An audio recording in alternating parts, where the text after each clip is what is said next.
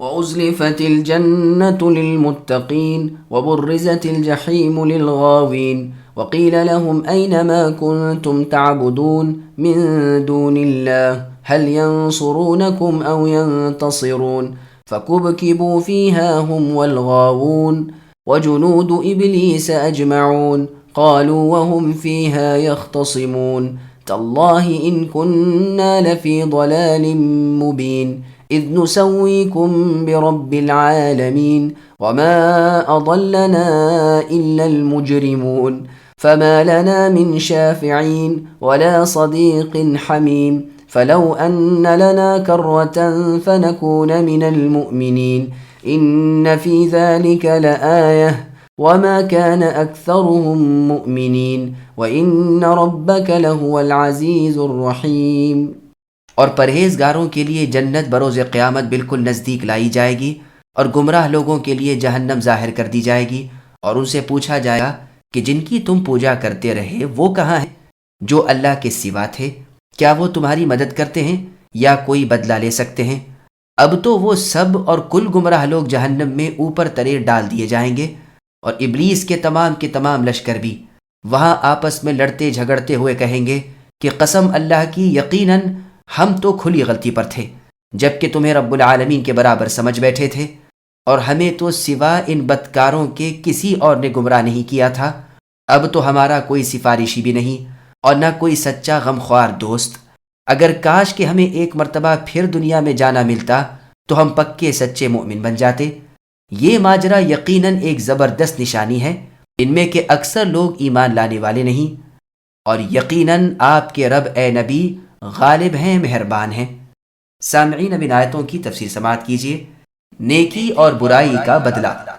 جن لوگوں نے نیکیاں کی تھیں، برائیوں سے بچے تھے، جنت اس دن ان کے پاس ہی، ان کے سامنے ہی زیب و زینت کے ساتھ موجود ہوگی، اور سرکشوں کے لیے اسی طرح جہنم ظاہر ہوگی۔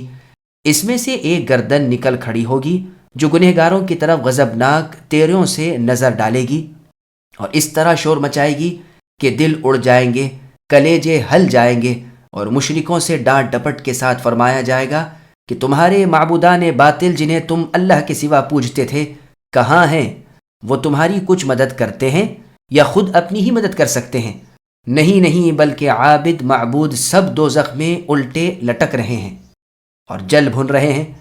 تابع و متبوع یعنی پیروی کرنے والے اور جن کی پیروی کی گئی، سب اوپر تلے جہنم میں جھونک دیے جائیں گے، ساتھ ہی ابلیس کے کل لشکری بھی اول سے لے کر آخر تک۔ وہاں کمزور لوگ بڑے لوگوں سے جھگڑیں گے اور کہیں گے کہ ہم نے زندگی بھر تمہاری مانی، آج تم عذابوں سے ہمیں کیوں نہیں چھڑواتے؟ سچ تو یہ ہے کہ ہم ہی بالکل گمراہ تھے، راہ سے دور ہو گئے تھے، کہ تمہارے احکام مثل اللہ تعالیٰ کے احکام کے سمجھ بیٹھے تھے، اور رب العالمین کے ساتھ ہی تمہاری بھی عبادت کرتے رہے، گویا تمہیں رب کے برابر سمجھے ہوئے تھے۔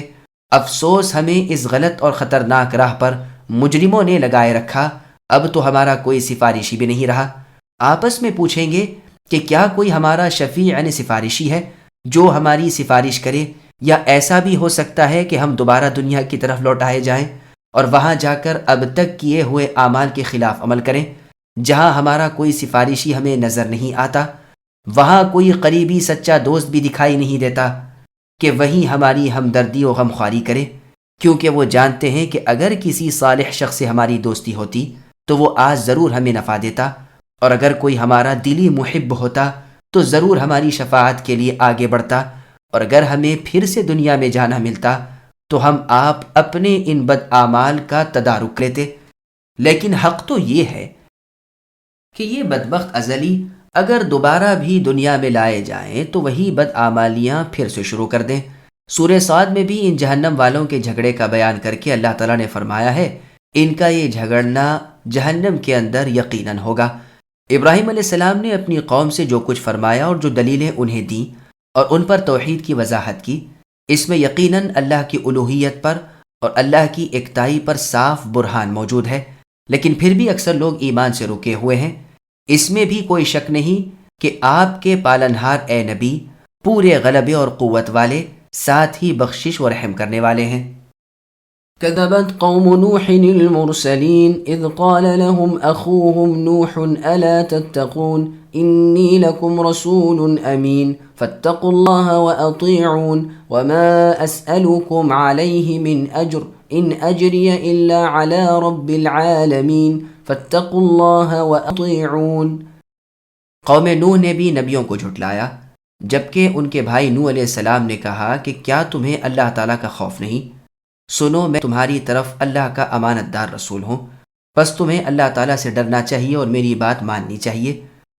میں تم سے اس پر کوئی بدلہ نہیں چاہتا، میرا بدلہ تو صرف رب العالمین کے ہاں ہے، بس تم رب کا خوف رکھو اور میری فرما برداری کرو۔ سامعین، اب ان آیتوں کی تفسیر سماعت کیجیے۔ نوح علیہ السلام کی بے لوث دعوت توحید۔ زمین پر سب سے پہلے جب بت پرستی شروع ہوئی اور لوگ شیطانی راہوں پر لگنے لگے تو اللہ تعالیٰ نے اپنے اولو العزم رسولوں کے سلسلے کو نوح علیہ السلام سے شروع کیا۔ انہوں نے آ کر لوگوں کو اللہ تعالیٰ کے عذابوں سے ڈرایا اور اللہ کی سزاؤں سے انہیں آگاہ کیا، لیکن وہ اپنے ناپاک کرتوتوں سے باز نہ آئے، غیر اللہ کی عبادت نہ چھوڑی، بلکہ نوح علیہ السلام کو جھوٹا کہا، ان کے دشمن بن گئے اور ایذا رسانی کے در پہ ہو گئے۔ نوح علیہ السلام کو جھٹلانا گویا تمام پیغمبروں سے انکار کرنا تھا، اس لیے آیت میں فرمایا گیا کہ قوم نوح نے نبیوں کو جھٹلایا۔ نوح علیہ السلام نے پہلے تو انہیں اللہ تعالیٰ کا خوف رکھنے کی نصیحت کی کہ تم جو غیر اللہ کی عبادت کرتے ہو، تمہیں اللہ تعالیٰ کے عذاب کا ڈر نہیں؟ جس طرح توحید کی تعلیم کے بعد اپنی رسالت کی تلقین کی اور فرمایا کہ میں تمہاری طرف اللہ کا رسول بن کر آیا ہوں اور ہوں بھی امانت دار، اللہ کا پیغام ہو بہو وہی ہے جو تمہیں سنا رہا ہوں، بس تمہیں اپنے دلوں کو اللہ کے خوف سے پر رکھنا چاہیے اور میری تمام باتوں کو بلا چوں و چرا مان لینا چاہیے۔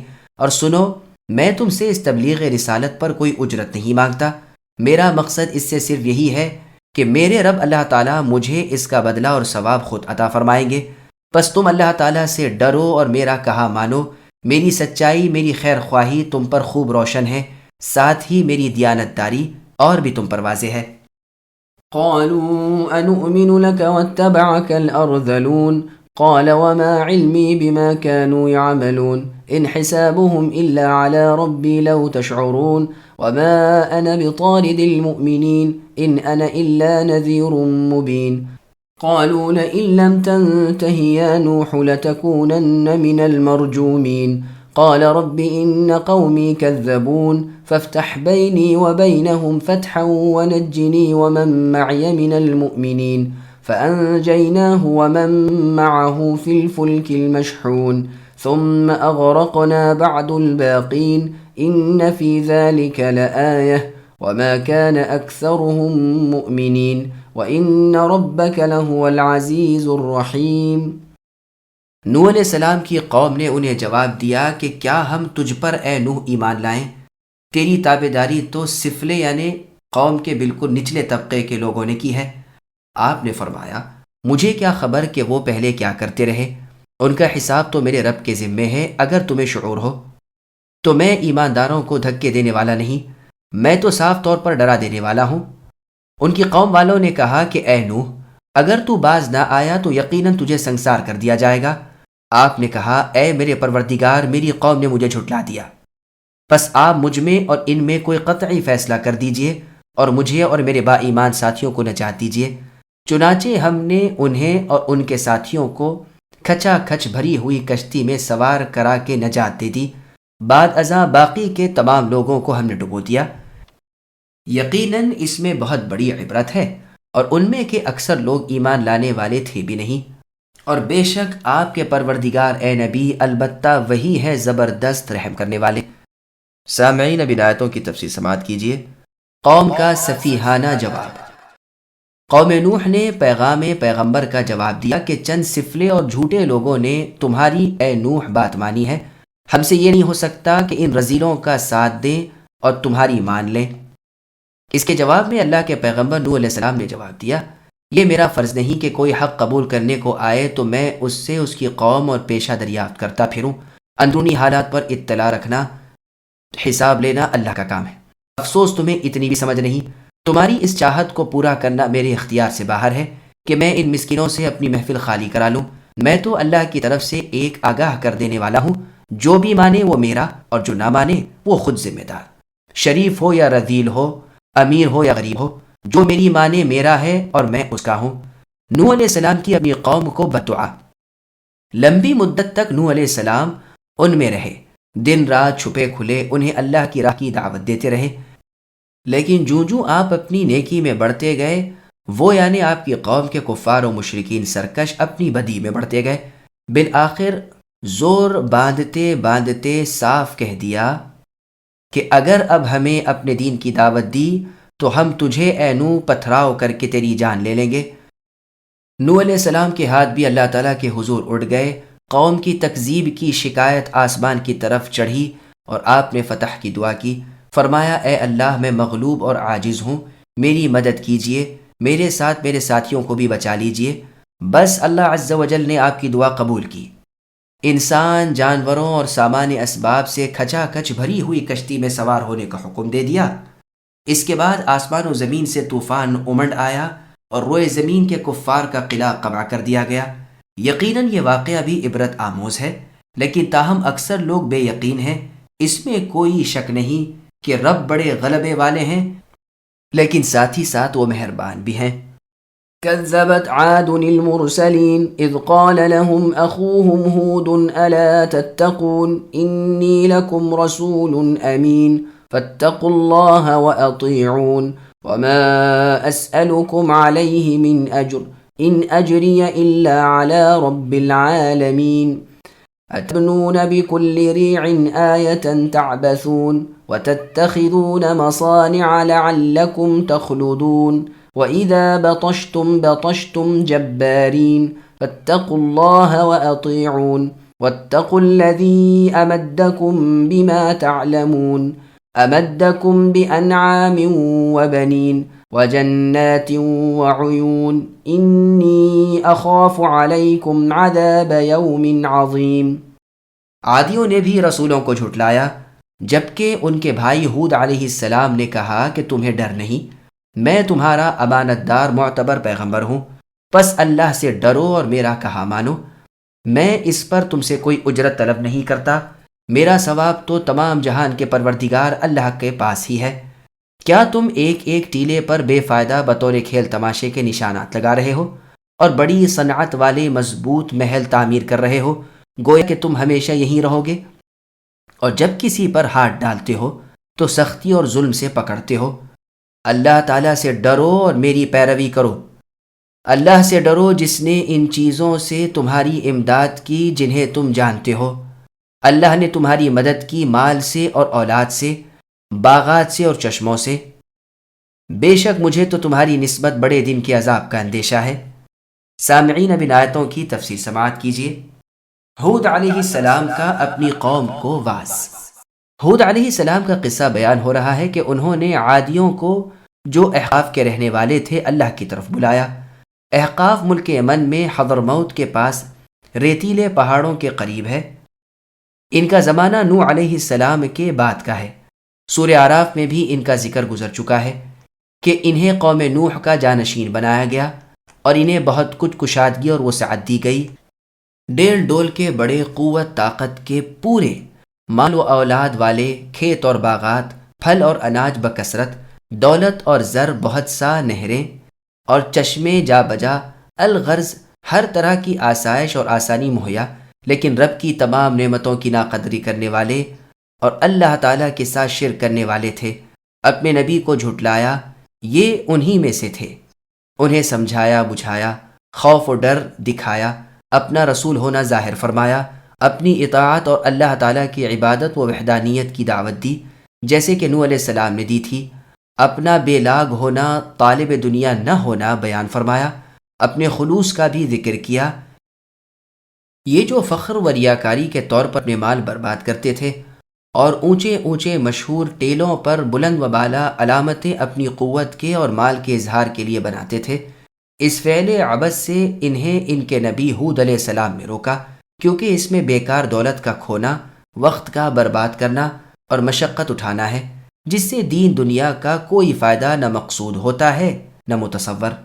بڑے بڑے پختہ اور بلند برج اور مینار بناتے تھے، جس کے بارے میں ان کے نبی نے نصیحت کی کہ کیا تم یہ سمجھے بیٹھے ہو کہ یہیں ہمیشہ رہو گے؟ محبت دنیا نے تمہیں آخرت بھلا دی ہے، لیکن یاد رکھو تمہاری یہ چاہت بے سود ہے، دنیا زائل ہونے والی ہے، تم خود فنا ہونے والے ہو۔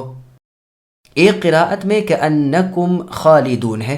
ابن ابی حاتم میں ہے کہ جب مسلمانوں نے غوطے میں محلات اور باغات کی تعمیر اعلیٰ پیمانے پر ضرورت سے زیادہ شروع کر دی تو ابو الدرداء رضی اللہ عنہ نے مسجد میں کھڑے ہو کر فرمایا کہ اے دمشق کے رہنے والوں سنو، لوگ سب جمع ہو گئے تو آپ نے اللہ تعالیٰ کی حمد و ثنا کے بعد فرمایا کہ تمہیں شرم نہیں آتی؟ تم خیال نہیں کرتے کہ تم نے وہ جمع کرنا شروع کر دیا جسے تم نہیں کھا سکتے؟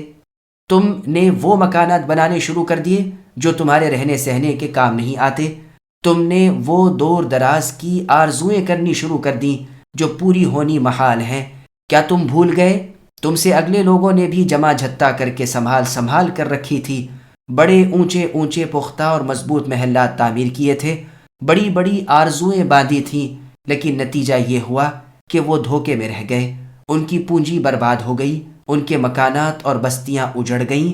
عادیوں کو دیکھو کہ عدن سے لے کر عمان تک ان کے گھوڑے اور اونٹ تھے، لیکن آج وہ کہاں ہیں؟ ہے کوئی ایسا بے وقوف کہ قوم عاد کی میراث کو 2 درہموں کے بدلے بھی خریدے؟ ان کے مال و مکانات کا بیان فرما کر، ان کی قوت و طاقت کا بیان فرما کر بڑے سرکش، متکبر اور سخت تھے۔ نبی اللہ علیہ الصلاۃ والسلام نے انہیں اللہ تعالیٰ سے ڈرنے اور اپنی اطاعت کرنے کا حکم دیا کہ رب کی اطاعت کرو اور رب کے رسول کی اطاعت کرو۔ پھر وہ نعمتیں یاد دلائیں جو اللہ تعالیٰ نے ان پر انعام کی تھیں، جنہیں وہ خود جانتے تھے، مثلا چوپائے جانور اور اولاد، باغات اور دریا۔ پھر اپنا اندیشہ ظاہر کیا کہ اگر تم نے میری تکذیب کی اور میری مخالفت پر جمے رہے تو تم پر عذاب الہی برس پڑے گا۔ لالچ اور ڈر دونوں دکھائے لیکن بے سود ہے۔ قالوا سواء علينا أوعظت أم لم تكن من الواعظين إن هذا إلا خلق الأولين وما نحن بمعذبين فكذبوه فأهلكناهم إن في ذلك لآية وما كان أكثرهم مؤمنين وإن ربك لهو العزيز الرحيم۔ انہوں نے کہا کہ آپ واز کہیں یا واز کہنے والوں میں نہ ہوں، ہم پر یکساں ہیں، یہ تو پرانے لوگوں کا دین ہے، ہم ہرگز آفت زدہ نہیں ہونے کے۔ چونکہ عادیوں نے ہود علیہ السلام کو جھٹلایا، اس لیے ہم نے انہیں تباہ کر دیا۔ یقیناً اس میں نشان ہے اور ان میں کے اکثر بے ایمان تھے۔ بے شک آپ کے رب اے نبی وہی ہے غالب اور مہربان۔ سامعین ولایتوں کی تفصیل سماعت کیجیے۔ قوم ہود نے نصیحت حاصل نہ کی۔ ہود علیہ السلام کے مؤثر بیانات نے اور آپ کے رغبت اور ڈر بھرے خطبوں نے قوم پر کوئی اثر نہیں کیا، اور انہوں نے صاف کہہ دیا کہ آپ ہمیں واز سنائیں یا نہ سنائیں، نصیحت کریں یا نہ کریں، ہم تو اپنی روش کو چھوڑ نہیں سکتے، ہم آپ کی بات مان کر اپنے معبودوں سے دستبردار ہو جائیں، یہ یقیناً محال ہے۔ ہمارے ایمان سے آپ مایوس ہو جائیں، ہم آپ کی نہیں مانیں گے۔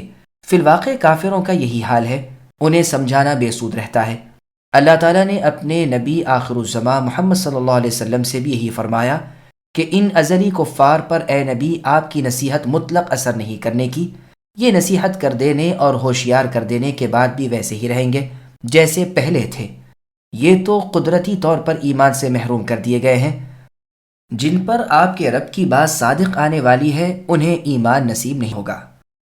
خلق الاولین کی دوسری قراءت خلق الاولین بھی ہے، یعنی جو باتیں تم ہمیں اے ہود کہتے ہو یہ تو اگلوں کی کہی ہوئی ہیں۔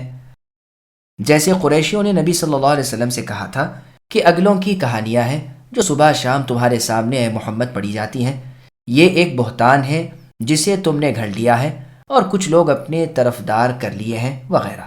مشہور قرات کی بنا پر معنی یہ ہوئے کہ جس پر ہم ہیں وہی ہمارے پرانے باپ دادوں کا مذہب ہے، ہم تو انہی کے راہ چلیں گے اور اسی روش پر رہیں گے، جئیں گے پھر مر جائیں گے جیسے وہ مر گئے۔ یہ محض لاف ہے کہ پھر ہم اللہ تعالیٰ کے ہاں زندہ کیے جائیں گے، یہ بھی غلط ہے کہ ہمیں عذاب کیا جائے گا۔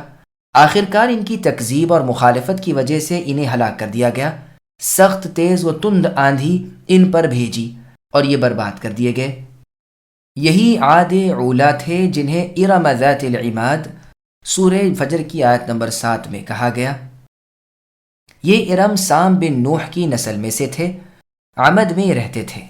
ارم نوح علیہ السلام کے پوتے کا نام ہے، نہ کہ کسی شہر کا۔ گو بعض لوگوں سے یہ بھی مروی ہے، لیکن اس کے قائل بنی اسرائیل ہیں۔ ان سے سنا کر اوروں نے بھی یہی کہہ دیا ہے۔ حقیقت میں اس کی کوئی مضبوط دلیل نہیں، اسی لیے قرآن نے سورہ فجر کی آیت نمبر 8 میں ارم کا ذکر کرتے فرمایا لم یخلق مثلها فی البلاد، یعنی ان جیسا اور کوئی شہروں میں پیدا نہیں کیا گیا۔ اگر اس سے مراد شہر ارم ہوتا تو یوں فرمایا جاتا کہ اس جیسا اور کوئی شہر بنایا نہیں گیا۔ قرآن کریم میں سورہ فصلت کی آیت نمبر 15 میں فَأَمَّا عَادٌ فَاسْتَكْبَرُوا فِي الْأَرْضِ ہے کہ عادیوں نے زمین پر تکبر کیا اور نعرہ لگایا کہ ہم سے بڑھ کر قوت والا کون ہے۔ کیا وہ اسے بھی بھول گئے کہ ان کے پیدا کرنے والے اللہ تعالیٰ ان سے زیادہ قوی ہیں؟ دراصل انہیں ہماری آیتوں سے انکار تھا۔ یہ ہم پہلے بیان کر چکے ہیں کہ ان پر صرف بیل کے نتنے کے برابر ہوا چھوڑی گئی، جس نے ان کے شہروں کا، ان کے مکانات کا کھوج کھو دیا، جہاں سے گزر گئی صفایا کر دیا۔ شائیاں کرتی تمام چیزوں کا ستیہ ناش کرتی چلی گئی تھی۔ تمام قوم کے سر الگ ہو گئے تھے اور دھڑ الگ۔ عذاب الہی بشکل ہوا آتا دیکھ کر قلعوں میں، محلات میں، محفوظ مکانات میں گھس گئے تھے۔ زمین میں گڑھے کھود کر آدھے آدھے جسم ان میں ڈال کر محفوظ ہوئے تھے۔ لیکن بھلا اللہ تعالیٰ کے عذاب کو کوئی چیز روک سکتی ہے؟ وہ 1 منٹ کے لیے بھی کسی کو مہلت اور دم لینے دیتا ہے؟ سب چٹ پٹ کر دیے گئے، اور اس واقعے کو بعد میں آنے والوں کے لیے ایک نشان عبرت بنا دیا گیا۔ ان میں سے اکثر لوگ بے ایمان ہی رہے۔ اللہ کا غلبہ اور رحم دونوں مسلم تھے۔ كذبت ثمود المرسلين إذ قال لهم أخوهم صالح ألا تتقون إني لكم رسول أمين فاتقوا الله وأطيعون وما أسألكم عليه من أجر إن أجري إلا على رب العالمين أتتركون فيما هاهنا آمنين في جنات وعيون وزروع ونخل طلعها هضيم وتنحتون من الجبال بيوتا فارهين فاتقوا الله وأطيعون ولا تطيعوا أمر المسرفين الذين يفسدون في الأرض ولا يصلحون۔ سمودیوں نے بھی پیغمبروں کو جھٹلایا۔ ان کے بھائی صالح علیہ السلام نے ان سے فرمایا کہ کیا تم اللہ سے نہیں ڈرتے؟ میں تمہاری طرف اللہ کا امانت دار پیغمبر ہوں، تو تم اللہ سے ڈرو اور میرا کہا کرو۔ میں اس پر تم سے کوئی اجرت نہیں مانگتا، میری اجرت تو بس پروردگار عالم پر ہی ہے۔ کیا ان چیزوں میں جو یہاں ہے تم امن کے ساتھ چھوڑ دیے جاؤ گے؟ یعنی ان باغوں اور ان چشموں اور ان کھیتوں اور ان کھجوروں کے باغوں میں جن کے شگوفے بوجھ کے مارے ٹوٹے پڑتے ہیں، اور تم پہاڑوں کو تراش کر پرتکلف مکانات بنا رہے ہو۔ بس اللہ سے ڈرو اور میری اطاعت کرو۔ بے باک حد سے گزر جانے والوں کی اطاعت سے باز آ جاؤ، جو ملک میں فساد پھیلا رہے ہیں اور اصلاح نہیں کرتے۔ سامعین، اب ان آیتوں کی تفسیر سماعت کیجیے۔ صالح علیہ السلام کا قوم سے خطاب۔ اللہ تعالیٰ کے بندے اور رسول صالح علیہ السلام کا واقعہ بیان ہو رہا ہے کہ آپ اپنی قوم ثمود کی طرف رسول بنا کر بھیجے گئے تھے۔ یہ لوگ عرب تھے، حجر نامی شہر میں رہتے تھے جو وادی القرا اور ملک شام کے درمیان ہے۔ یہ عادیوں کے بعد اور ابراہیمیوں سے پہلے تھے۔ شام کی طرف جاتے ہوئے آپ کا اس جگہ سے گزرنے کا بیان سورہ اعراف کی تفسیر میں پہلے گزر چکا ہے۔ انہیں ان کے نبی نے اللہ کی طرف بلایا کہ یہ اللہ کی توحید کو مانیں اور صالح علیہ السلام کی رسالت کا اقرار کریں، لیکن انہوں نے بھی انکار کیا اور اپنے کفر پر جمے رہے۔ اللہ تعالیٰ کے پیغمبر صالح علیہ السلام کو جھوٹا کہا، باوجود اللہ سے ڈرتے رہنے کی نصیحت سننے کی پرہیزگاری اختیار نہ کی، باوجود رسول امین کی موجودگی کے راہ ہدایت اختیار نہ کی، حالانکہ نبی کا صاف اعلان تھا کہ میں اپنا کوئی بوجھ تم پر ڈال نہیں رہا، میں تو اس رسالت کی تبلیغ کے اجر کا خواہاں صرف اللہ تعالیٰ سے ہوں۔ اس کے بعد اللہ تعالیٰ کی نعمتیں انہیں یاد دلائیں۔ دنیا کی ناپائیداری۔ صالح علیہ السلام اپنی قوم میں واعظ فرما رہے ہیں، انہیں اللہ کی نعمتیں یاد دلاتے ہیں اور اللہ کے عذابوں سے متنبہ فرما رہے ہیں۔ کہ وہ اللہ جو تمہیں یہ کشادہ روزیاں دے رہے ہیں، جنہوں نے تمہارے لیے باغات اور چشمے، کھیتیاں اور پھل مہیا فرما دیے ہیں، امن چین سے جو تمہاری زندگی کے ایام پورے کر رہے ہیں، تم اللہ کی نافرمانیاں کر کے انہی نعمتوں میں اور اسی امن و امان میں نہیں چھوڑے جا سکتے۔ ان باغات اور ان دریاؤں میں، ان کھیتوں اور ان باغات کھجور میں، جن کے خوشے کھجوروں کی زیادتی کے مارے بوجھل ہو رہے ہیں اور جھکے پڑتے ہیں، جن میں تہ بتہ تر کھجوریں بھرپور لگ رہی ہیں، جو نرم، خوشنما، میٹھی اور خوش ذائقہ کھجوروں سے لدے ہوئے ہیں، تم اللہ کی نافرمانیاں کر کے ان کو بآرام ہضم نہیں کر سکتے۔ اللہ نے تمہیں اس وقت جن مضبوط، پرتکلف، بلند اور عمدہ گھروں میں رکھ چھوڑا ہے، اللہ کی توحید اور میری رسالت کے انکار کے بعد یہ بھی قائم نہیں رہ سکتے۔ افسوس تم اللہ کی نعمت کی قدر نہیں کرتے، اپنا وقت، اپنا پیسہ بے جا برباد کر کے یہ نقش و نگار والے مکانات پہاڑوں میں بتصنع و تکلف صرف بڑائی اور ریاکاری کے لیے اپنی عظمت اور قوت کے مظاہرے کے لیے تراش رہے ہو، جس میں کوئی نفع نہیں بلکہ اس کا وبال تمہارے سروں پر منڈلا رہا ہے۔ بس تمہیں اللہ تعالیٰ سے ڈرنا چاہیے اور میری اتباع کرنی چاہیے، اپنے خالق، رازق، منعم، محسن کی عبادت اور اللہ کی فرما برداری اور اللہ کی توحید کی طرف پوری طرح متوجہ ہو جانا چاہیے، جس کا نفع تمہیں دنیا اور آخرت میں ملے۔ تمہیں اللہ کا شکر ادا کرنا چاہیے، اللہ کی تسبیح و تحلیل کرنی چاہیے، صبح و شام اللہ کی عبادت کرنی چاہیے۔ تمہیں اپنے ان موجودہ سرداروں کی ہرگز نہ ماننی چاہیے، یہ تو اللہ کی حدوں سے تجاوز کر گئے ہیں، توحید کی اتباع کو بھلا بیٹھے ہیں، زمین میں فساد پھیلا رہے ہیں، نافرمانی، گناہ، فسق و فجور پر خود لگے ہوئے ہیں اور دوسروں کو بھی اسی کی طرف بلا رہے ہیں، حق کی موافقت اور اتباع کر کے اصلاح کی کوشش نہیں کرتے۔ قالوا انما انت من المسحرين ما انت الا بشر مثلنا فأت بآية ان كنت من الصادقين قال هذه ناقة لها شرب ولكم شرب يوم معلوم ولا تمسوها بسوء فيأخذكم عذاب يوم عظيم فعقروها فأصبحوا نادمين فأخذهم العذاب إن في ذلك لآية وما كان أكثرهم مؤمنين وإن ربك لهو العزيز الرحيم۔ صالح علیہ السلام کی قوم ثمودیوں نے کہا، بجز اس کے نہیں کہ تو ان میں سے ہے جن پر جادو کر دیا جائے، تو ہم جیسا ہی انسان ہے، اگر تو سچوں میں سے ہے تو کوئی معجزہ لے آ۔ صالح علیہ السلام نے فرمایا، یہ ہے اونٹنی پانی پینے کی، ایک باری اس کی اور ایک مقررہ دن کی باری پانی پینے کی تمہاری، خبرداری سے برائی سے ہاتھ نہ لگانا، ورنہ ایک بڑے بھاری دن کا عذاب تمہاری گرفت کر لے گا۔ پھر بھی انہوں نے اس کی کوچیں کاٹ ڈالی، پھر تو پشیماں ہو گئے اور عذاب نے انہیں آ دبوچا۔ بے شک اس میں عبرت ہے اور ان میں کے اکثر لوگ مؤمن نہ تھے، اور بے شک آپ کے رب اے نبی زبردست اور مہربان ہیں۔ سامعین، اب آیتوں کی تفسیر سماعت کیجیے۔ صالح علیہ السلام کا معجزہ اور قوم کی ہٹ درمی۔ ثمودیوں نے اپنے نبی صالح علیہ السلام کو جواب دیا کہ تجھ پر تو کسی نے جادو کر دیا ہے۔ گو ایک معنی یہ بھی کیے گئے ہیں کہ تو مخلوق میں سے ہے، اور اس کی دلیل میں عربی کا ایک شعر بھی پیش کیا جاتا ہے، لیکن زیادہ ظاہر معنی پہلے ہی ہیں۔ اسی کے ساتھ انہوں نے کہا، تو ہم جیسا ایک انسان ہے، ناممکن ہے کہ ہم میں سے تو کسی پر وحی نہ آئے اور تجھ پر آ جائے۔ کچھ نہیں، یہ صرف بناوٹ ہے، ایک کھلی بازی بنا رکھی ہے، محض جھوٹ اور صاف طوفان ہے۔ اچھا، ہم کہتے ہیں کہ اگر تو واقعی سچا نبی ہے تو کوئی معجزہ دکھا۔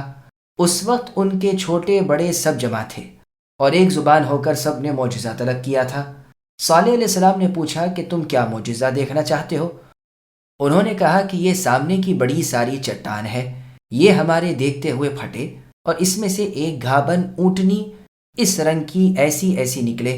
آپ نے فرمایا، اچھا، اگر میں رب سے دعا کروں اور وہ یہی معجزہ میرے ہاتھوں تمہیں دکھا دے، پھر تو تمہیں میری نبوت کے ماننے میں کوئی عذر نہ ہوگا۔ سب نے پختہ وعدہ کیا، قول و قرار کیا کہ ہم سب ایمان لائیں گے اور آپ کی نبوت مان لیں گے۔ آپ بہت جلد یہ معجزہ دکھائیے۔ آپ نے اسی وقت نماز شروع کر دی، پھر اللہ عز و جل سے دعا کی، اسی وقت وہ پتھر پھٹا اور اسی طرح کی وہ اونٹنی ان کے دیکھتے ہوئے اس میں سے نکلی۔ کچھ لوگ تو حسب اقرار مومن ہو گئے، لیکن اکثر لوگ پھر بھی کافر کے کافر رہے۔ صالح علیہ السلام نے فرمایا، اب سنو، ایک دن یہ پانی پیے گی اور ایک دن پانی کی باری تمہاری مقرر رہے گی۔ اب تم میں سے کوئی اسے برائی نہ پہنچائے، ورنہ بدترین عذاب تم پر اتر پڑے گا۔ ایک عرصے تک تو وہ رکے رہے۔ اونٹنی ان میں رہی، چارہ چگتی اور اپنی باری والے دن پانی پیتی۔ اس دن یہ لوگ اس کے دودھ سے سیر ہو جاتے، لیکن ایک مدت کے بعد ان کی بدبختی نے انہیں آ گھیرا۔ ان میں کے ایک بڑے ملعون نے اونٹنی کے مار ڈالنے کا ارادہ کر لیا اور کل اہل شہر اس کے موافق ہو گئے۔ چنانچہ اس کی کونچیں کاٹ کر اسے مار ڈالا، جس کے نتیجے میں انہیں سخت ندامت و پشیمانی اٹھانی پڑی۔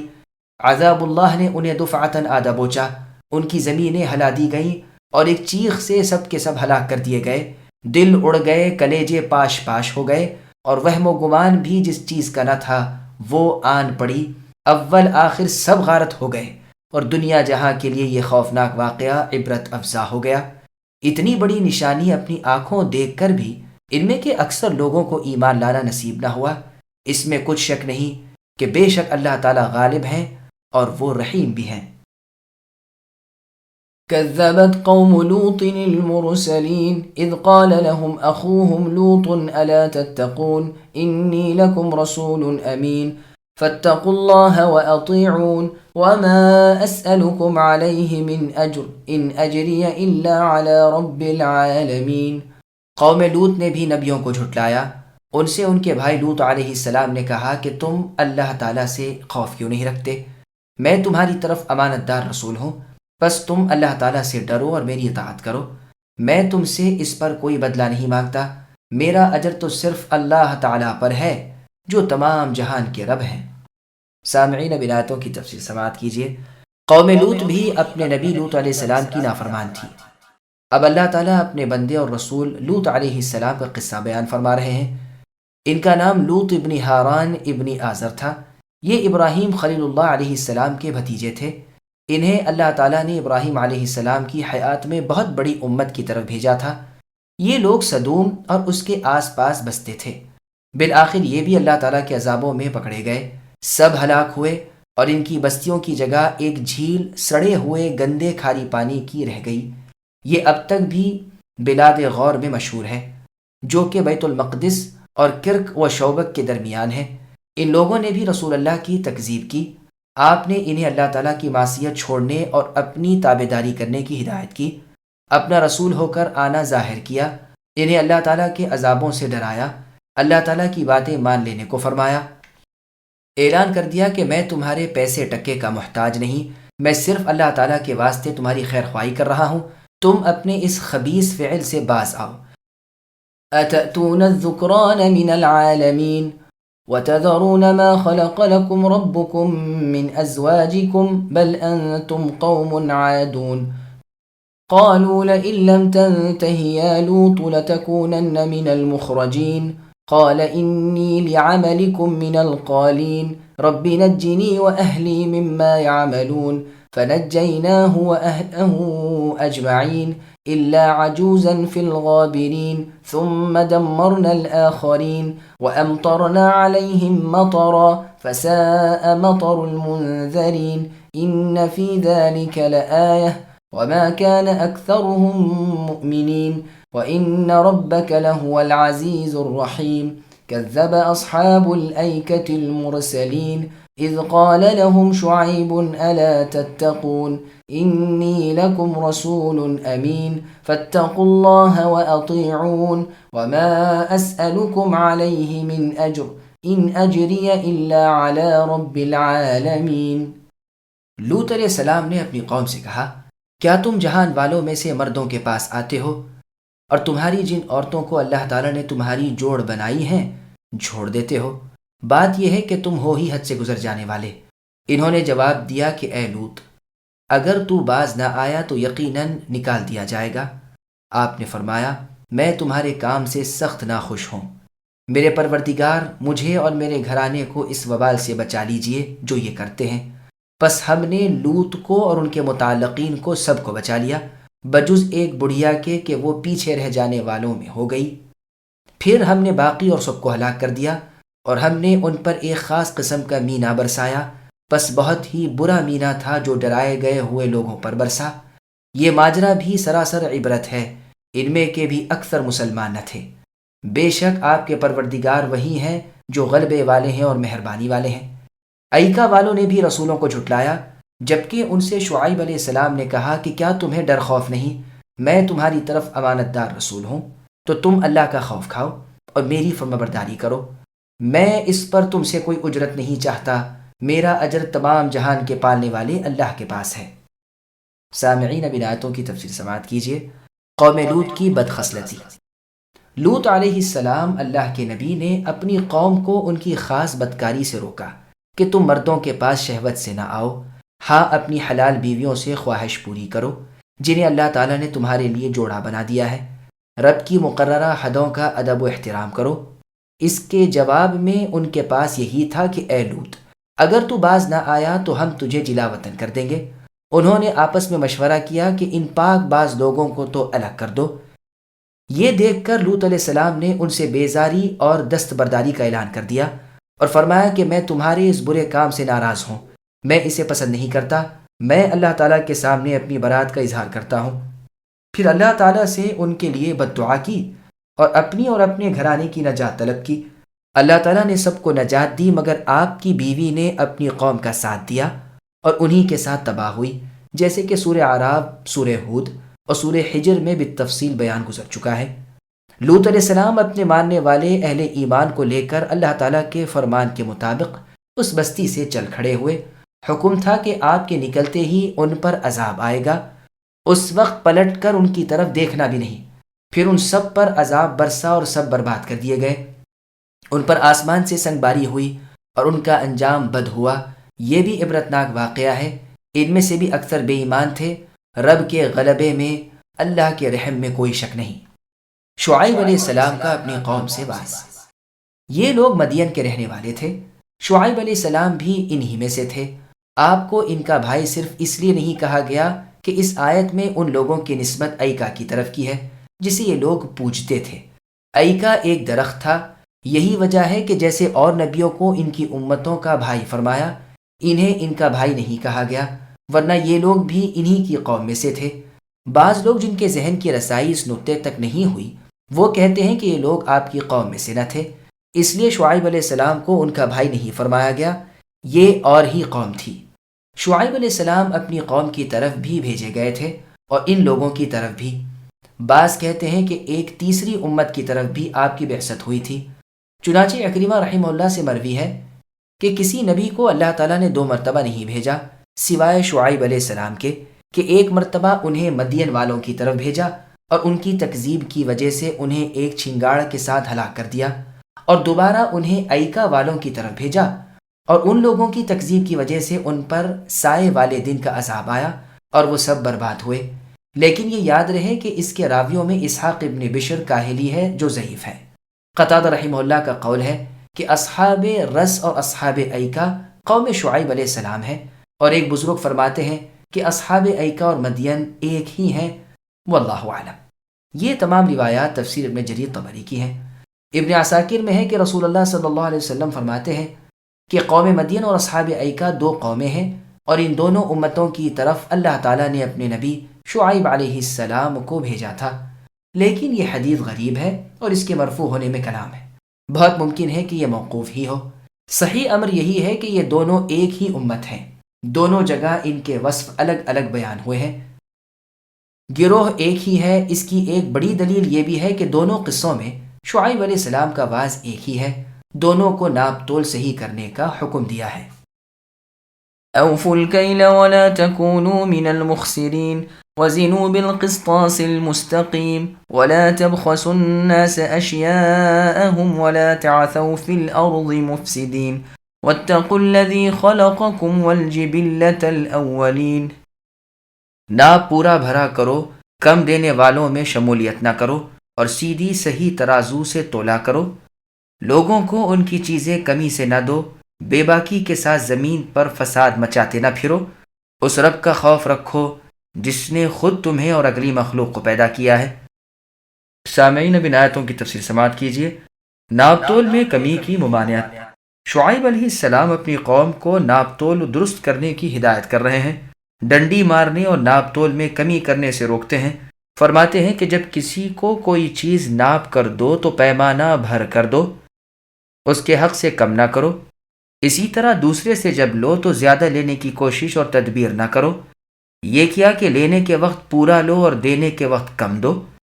دین لین دونوں صاف اور پورے رکھو، ترازو اچھی رکھو جس میں تول صحیح آئے، بٹے بھی پورے رکھو، تول میں عدل کرو، ڈنڈی نہ مارو، کم نہ تولو، کسی کو اس کی چیز کم نہ دو، کسی کی راہ نہ مارو، چوری چکاری لوٹ مار غارت گیری رہزنی سے بچو، لوگوں کو ڈرا دھمکا کر خوف زدہ کر کے ان سے مال نہ لوٹو۔ اس اللہ کے عذابوں کا خوف رکھو جس نے تمہیں اور سب اگلوں کو پیدا کیا ہے، جو تمہارے اور تمہارے بڑوں کے رب ہے۔ یہی لفظ سورہ یاسین کی آیت نمبر 62 وَلَقَدْ أَضَلَّ مِنْكُمْ جِبِلًّا كَثِيرًا میں بھی اسی معنی میں ہے۔ قالوا انما انت من المسحرين وما انت الا بشر مثلنا وان نظنك لمن الكاذبين فاسقط علينا كسفا من السماء ان كنت من الصادقين قال ربي اعلم بما تعملون فكذبوه فاخذهم عذاب يوم الظلة انه كان عذاب يوم عظيم ان فی ذلک لآیہ وما كان اکثرهم مؤمنین وان ربک لہو العزیز الرحیم۔ شعیب علیہ السلام کی قوم شعیب علیہ السلام سے کہنے لگے، تو ان میں سے ہے جن پر جادو کر دیا جاتا ہے، اور تو ہم ہی جیسا ایک انسان ہے، اور ہم تو تجھے جھوٹ بولنے والوں میں سے ہی سمجھتے ہیں۔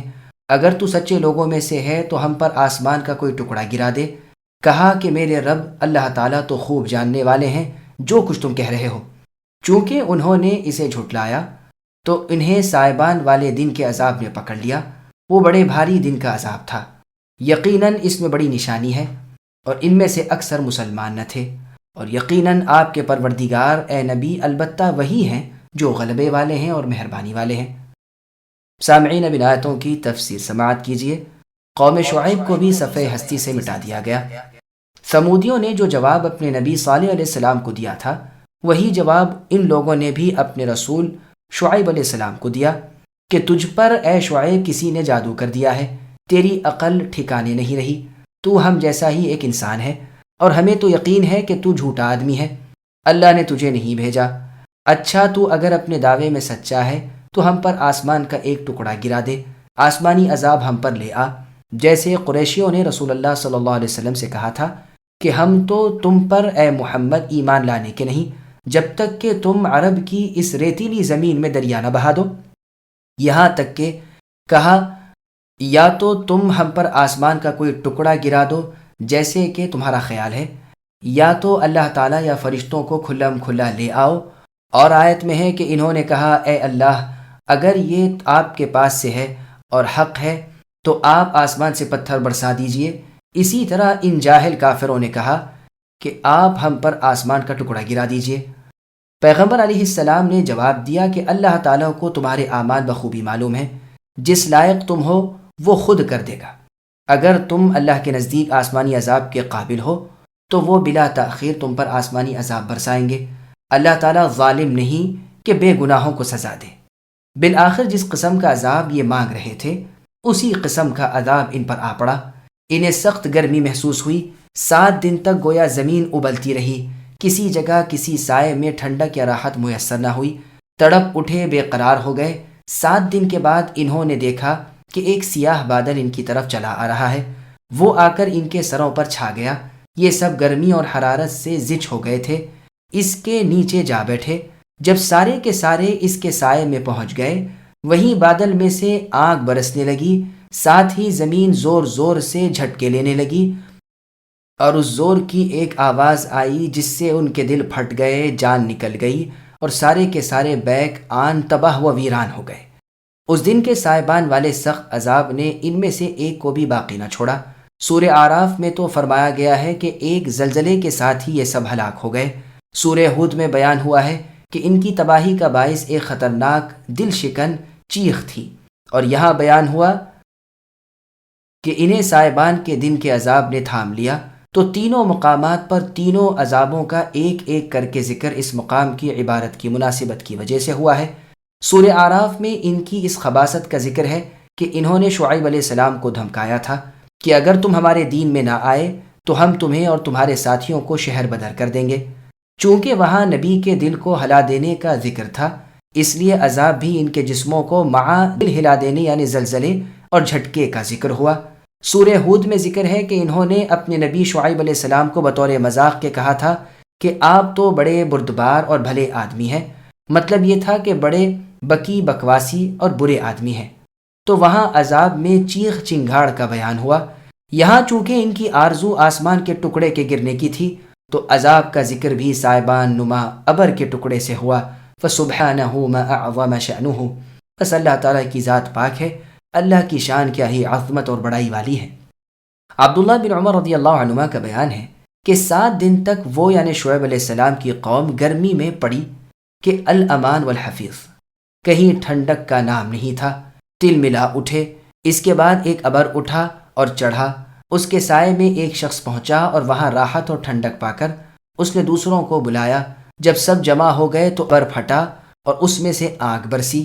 یہ بھی مروی ہے کہ ابر جو بطور سائبان کے تھا ان کے جمع ہوتے ہی ہٹ گیا اور سورج سے ان پر آگ برسی جس نے ان سب کا بھرتا بنا دیا۔ محمد بن کعب القرظی رحمہ اللہ فرماتے ہیں کہ اہل مدین پر تینوں عذاب آئے۔ شہر میں زلزلہ آیا جس سے خائف ہو کر حدود شہر سے باہر آ گئے۔ باہر جمع ہوتے ہی گھبراہٹ، پریشانی اور بے کلی شروع ہو گئی، تو وہاں سے بھاگڑ پڑی، لیکن شہر میں جانے سے ڈرے۔ وہیں دیکھا کہ ایک ابر کا ٹکڑا ایک جگہ ہے، ایک اس کے نیچے گیا اور اس کی ٹھنڈک محسوس کر کے سب کو آواز دی کہ یہاں آ جاؤ، یہاں جیسی ٹھنڈک اور تسکین تو کبھی دیکھی ہی نہیں۔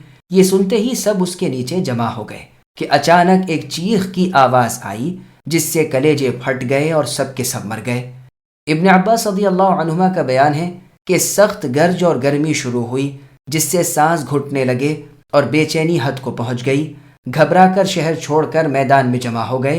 یہاں بادل آیا جس کے نیچے ٹھنڈک اور راحت حاصل کرنے کے لیے سب جمع ہوئے۔ وہیں آگ برسی اور سب جل بھن گئے۔ یہ تھا سائبان والے بڑے بھاری دن کا عذاب جس نے ان کا کھوج کھو دیا۔ یقیناً یہ واقعہ سراسر عبرت اور قدرت الہی کی ایک زبردست نشانی ہے۔ ان میں سے اکثر بے ایمان تھے۔ اللہ تعالیٰ اپنے بد بندوں سے انتقام لینے میں غالب ہے، کوئی اللہ کو مغلوب نہیں کر سکتا۔ وہ اپنے نیک بندوں پر مہربان ہیں، انہیں بچا لیا کرتے ہیں۔ وَإِنَّهُ لَتَنزِيلُ رَبِّ الْعَالَمِينَ نَزَلَ بِهِ الرُّوحُ الْأَمِينُ عَلَى قَلْبِكَ لِتَكُونَ مِنَ الْمُنذِرِينَ بِلِسَانٍ عَرَبِيٍّ مُبِينٍ وَإِنَّهُ لَفِي زُبُرِ الْأَوَّلِينَ أَوَلَمْ يَكُنْ لَهُمْ آيَةً أَنْ يَعْلَمَهُ عُلَمَاءُ بَنِي إِسْرَائِيلَ وَلَوْ نَزَّلْنَاهُ عَلَى بَعْضِ الْأَعْجَمِينَ فَقَرَأَهُ عَلَيْهِمْ مَا كَانُوا بِهِ مُؤْمِنِينَ۔ بے شک و شبہ یہ قرآن رب العالمین کا نازل فرمایا ہوا ہے، اسے امانت دار فرشتہ لے کر آیا ہے۔ آپ کے دل پر اے نبی اترا ہے تاکہ آپ آگاہ کر دینے والوں میں سے ہو جائیے۔ صاف عربی زبان میں ہے۔ اگلے نبیوں کی کتابوں میں بھی اس قرآن کا ذکر ہے۔ کیا انہیں یہ نشان کافی نہیں کہ حقانیت قرآن کو تو بنی اسرائیل کے علماء بھی جانتے ہیں؟ اگر ہم اسے کسی عجمی شخص پر نازل فرماتے اور وہ ان کے سامنے اس کی تلاوت کرتا تو یہ اسے باور کرنے والے نہ ہوتے۔ سامعین، اب ان آیتوں کی تفسیر سماعت کیجیے۔ رسول اللہ صلی اللہ علیہ وسلم کا دل قرآن کا مسکن ہے۔ سورہ کی ابتدا میں قرآن کریم کا ذکر آیا تھا، وہی ذکر پھر تفصیلاً بیان ہو رہا ہے کہ یہ کتاب قرآن کریم اللہ تعالیٰ نے اپنے بندے اور نبی محمد مصطفیٰ صلی اللہ علیہ وسلم پر نازل فرمایا ہے۔ روح الامین سے مراد جبریل علیہ السلام ہیں، جن کے واسطے سے یہ وحی تمام رسولوں کے سردار پر اتری ہے، جیسا کہ اللہ تعالیٰ نے سورہ بقرہ کی آیت نمبر 98 میں فرمایا، قُلْ مَنْ كَانَ عَدُوًّا لِجِبْرِيلَ الآیہ، یعنی اس قرآن کو بحکم اللہ جبریل علیہ السلام نے آپ کے دل پر اے نبی نازل فرمایا ہے۔ یہ قرآن اگلی تمام الہامی کتابوں کا سچا بتانے والا ہے۔ یہ فرشتہ ہمارے ہاں ایسا مکرم ہے کہ اس کا دشمن ہمارا دشمن ہے۔ مجاہد رحمہ اللہ فرماتے ہیں کہ جس سے روح الامین بولے اسے زمین نہیں کھائی۔ اس بزرگ با مرتبہ فرشتے نے جو فرشتوں کا سردار ہے آپ کے دل پر اے نبی اس پاک اور بہتر کلام اللہ کو نازل فرمایا ہے جو ہر طرح کے میل کچیل سے، کمی زیادتی سے، نقصان اور کجی سے پاک ہے، تاکہ آپ اللہ کے مخالفین کو، گنہگاروں کو اللہ تعالیٰ کی سزاؤں سے بچاؤ کرنے کی رہبری کر سکیں اور تابع فرمان لوگوں کو اللہ تعالیٰ کی مغفرت و رضوان کی خوشخبری پہنچا سکے۔ یہ کھلی فصیح عربی زبان میں ہے تاکہ ہر شخص سمجھ سکے، پڑھ سکے، کسی کو عذر باقی نہ رہے اور ہر ایک پر قرآن کریم اللہ تعالیٰ کی حجت بن جائے۔ امام سفیان ثوری رحمہ اللہ فرماتے ہیں وحی عربی میں اتری ہے، یہ اور بات ہے کہ ہر نبی نے اپنی قوم کے لیے ان کی زبان میں ترجمہ کر دیا۔ قیامت کے دن سریانی زبان ہوگی، ہاں جنتیوں کی زبان عربی ہوگی۔ واللہ اعلم۔ قرآن کی حقانیت کے ٹھوس ثبوت۔ اللہ تعالیٰ فرماتے ہیں کہ اگلی اللہ تعالیٰ کی کتابوں میں بھی اس پاک اور آخری اللہ کی کلام یعنی قرآن مجید کی پیشن گوئی اور اس کی تصدیق و صفت موجود ہے۔ اگلے نبیوں نے بھی اس کی بشارت دی ہے، یہاں تک کہ ان تمام نبیوں کے آخری نبی جن کے بعد محمد صلی اللہ علیہ وسلم تک اور کوئی نبی نہ تھا، یعنی عیسیٰ علیہ السلام بنی اسرائیل کو جمع کر کے خطبہ دیتے ہیں۔ اس میں فرماتے ہیں کہ اے بنی اسرائیل، میں تمہاری جانب اللہ تعالیٰ کا بھیجا ہوا رسول ہوں جو اگلی کتابوں کو سچانے کے ساتھ ہی آنے والے رسول محمد صلی اللہ علیہ وسلم کی بشارت تمہیں سناتا ہوں۔ زبور داؤد علیہ السلام کی کتاب کا نام ہے، یہاں زبر کا لفظ کتابوں کے معنی میں ہے، جیسے اللہ تعالیٰ کا سورہ قمر کی آیت نمبر 52 میں فرمان ہے وَكُلُّ شَيْءٍ فَعَلُوهُ فِي الزُّبُرِ، جو کچھ یہ کہہ رہے ہیں سب کتابوں میں تحریر ہے۔ پھر آگے اللہ فرماتے ہیں اگر یہ سمجھیں، ضد اور تعصب نہ کریں تو قرآن کی حقانیت پر یہی دلیل کیا کم ہے کہ خود بنی اسرائیل کے علماء اسے مانتے ہیں۔ ان میں سے جو حق گو اور بے تعصب ہیں وہ تورات کی ان آیتوں کا لوگوں پر اظہار کر رہے ہیں جن میں محمد صلی اللہ علیہ وسلم کی بعثت، قرآن کا ذکر اور آپ کی حقانیت کی خبر ہے۔ عبداللہ بن سلام، سلمان فارسی رضی اللہ عنہما اور ان جیسے حق گو حضرات نے دنیا کے سامنے تورات و انجیل کی وہ آیتیں رکھ دیں جو رسول اللہ صلی اللہ علیہ وسلم کی شان کو ظاہر کرنے والی تھیں۔ اس کے بعد کی آیت کا مطلب یہ ہے کہ اگر اس فصیح و بلیغ، جامع و مانع حق کلام کو ہم کسی عجمی پر نازل فرماتے پھر تو کوئی شک ہی نہیں ہو سکتا تھا کہ یہ ہمارا کلام ہے، مگر مشرکین قریش اپنے کفر اور اپنی سرکشی میں اتنے بڑھ گئے ہیں کہ اس وقت بھی وہ ایمان نہ لاتے۔ جیسے اللہ کا فرمان ہے کہ اگر آسمان کا دروازہ بھی ان کے لیے کھول دیا جاتا اور یہ خود چڑھ جاتے تب بھی یہی کہتے کہ ہمیں نشہ پلا دیا گیا ہے، ہماری آنکھوں پر پردہ ڈال دیا گیا ہے۔ اور آیت میں اللہ کا فرمان ہے کہ اگر ان کے پاس فرشتے آ جاتے اور مردے بول اٹھتے تبھی انہیں ایمان نصیب نہ ہوتا۔ ان پر عذاب کا کلمہ ثابت ہو چکا، ہدایت کی راہ روک دی گئی ہے۔ كذلك سلكناه في قلوب المجرمين لا يؤمنون به حتى يروا العذاب الأليم فيأتيهم بغتة وهم لا يشعرون فيقولوا هل نحن منظرون أفبعذابنا يستعجلون أفرأيت إن متعناهم سنين ثم جاءهم ما كانوا يوعدون ما أغنى عنهم ما كانوا يمتعون وما أهلكنا من قرية إلا لها منذرون ذكرى وما كنا ظالمين۔ اسی طرح ہم نے گنہگاروں کے دلوں میں اس انکار کو لا رکھا ہے، وہ جب تک دردناک عذابوں کا ملاحظہ نہ کر لیں ایمان نہ لائیں گے۔ بس وہ عذاب تو ان کے پاس ناگہاں آ جائے گا، انہیں اس کا شعور بھی نہ ہوگا۔ اس وقت کہیں گے کہ کیا ہمیں کچھ مہلت دی جائے گی؟ کیا یہ ہمارے عذابوں کی جلدی مچا رہے ہیں؟ اچھا یہ بھی بتلاؤ کہ اگر ہم نے انہیں کئی سال بھی فائدہ اٹھانے دیا پھر انہیں وہ عذاب آ لگا جن سے یہ دھمکائے جاتے تھے تو جو کچھ بھی یہ برتتے رہے اس میں سے کچھ بھی انہیں فائدہ نہ پہنچا سکے گا۔ ہم نے تو جس بستی کو ہلاک کیا ہے اسی حال میں کہ اس کے ڈرانے والے تھے، نصیحت کرنے کے لیے ہم ظلم کرنے والے نہیں ہیں۔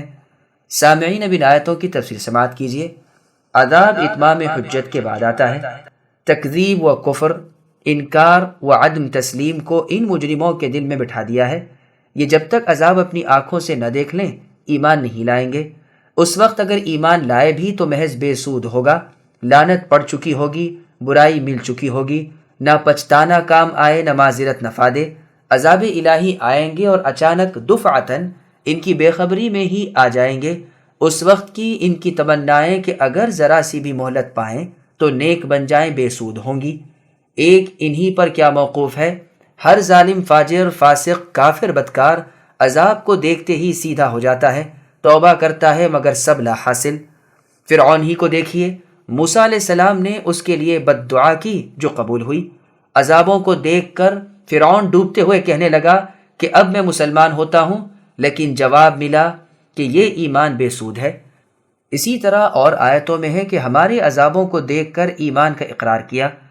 پھر ان کی ایک اور بدبختی بیان ہو رہی ہے کہ وہ اپنے نبیوں سے کہتے تھے اگر سچے ہو تو عذاب الہی لاؤ، اگرچہ ہم انہیں مہلت دیں اور کچھ دنوں تک، کچھ مدت تک انہیں عذابوں سے بچائے رکھیں، پھر ان کے پاس ہمارے مقرر عذاب آ جائیں تو ان کا حال، ان کی نعمتیں، ان کی جاہ و حشم، غرض کوئی چیز انہیں ذرا سا بھی فائدہ نہیں دے سکتی۔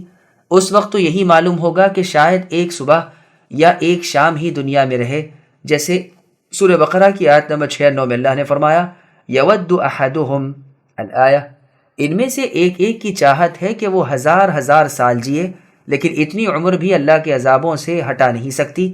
یہاں بھی فرمایا کہ ان کے اسباب انہیں کچھ کام نہ آئیں گے، اس کے اوندھے گرنے کے وقت اس کی تمام طاقتیں اور اسباب یوں ہی رکھے کے رکھے رہ جائیں گے۔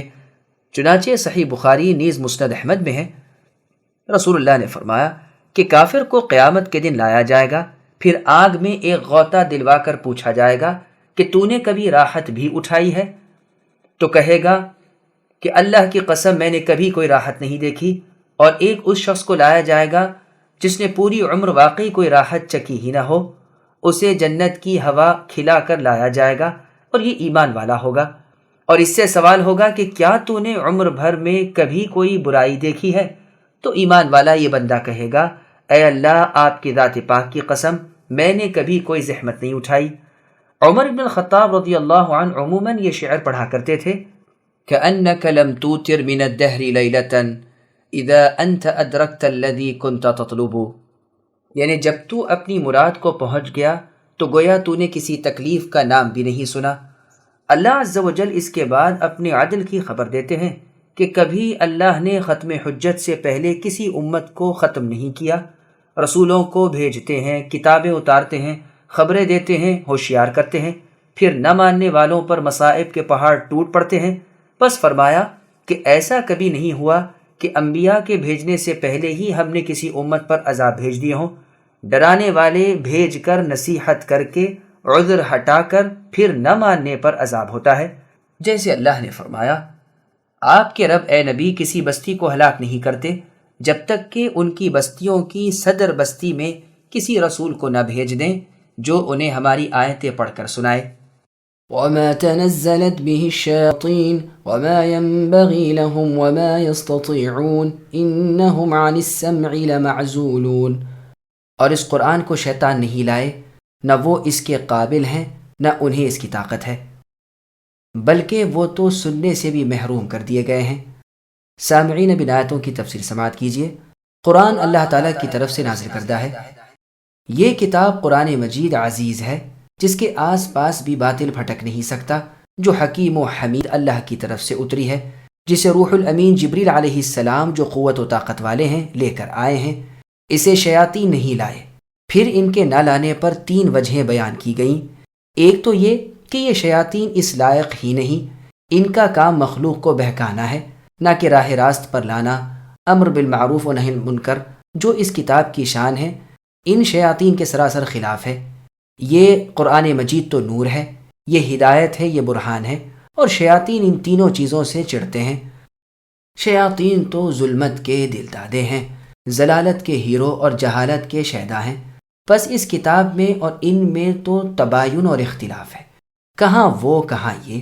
دوسری وجہ یہ ہے کہ وہ جہاں اس کے اہل نہیں ان میں اس کے اٹھانے اور لانے کی طاقت بھی نہیں۔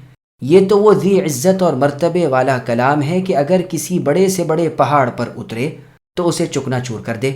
پھر تیسری وجہ بیان فرمائی کہ وہ تو اس کے نزول کے وقت ہٹا دیے گئے تھے، انہیں تو سننا بھی نہیں ملا۔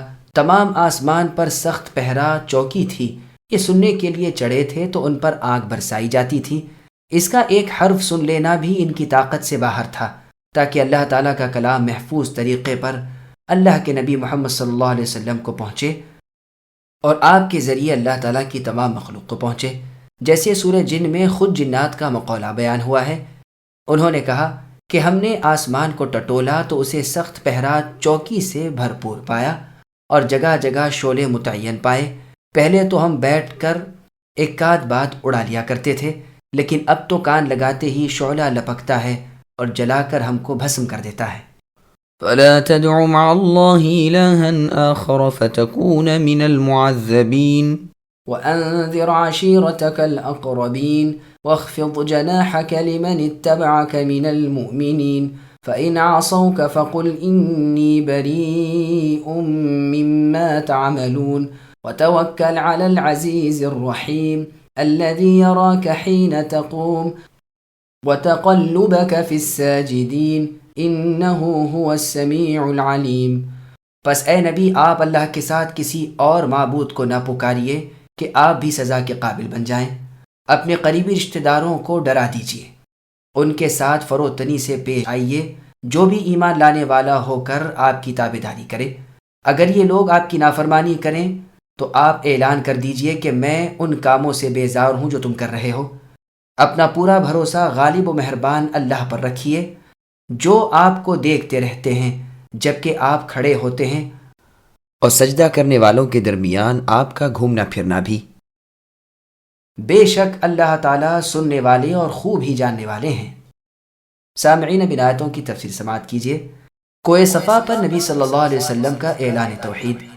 خود اپنے نبی محمد صلی اللہ علیہ وسلم سے خطاب کر کے اللہ تعالیٰ فرماتے ہیں کہ صرف میری ہی عبادت کیجیے، میرے ساتھ کسی کو شریک نہ کیجیے۔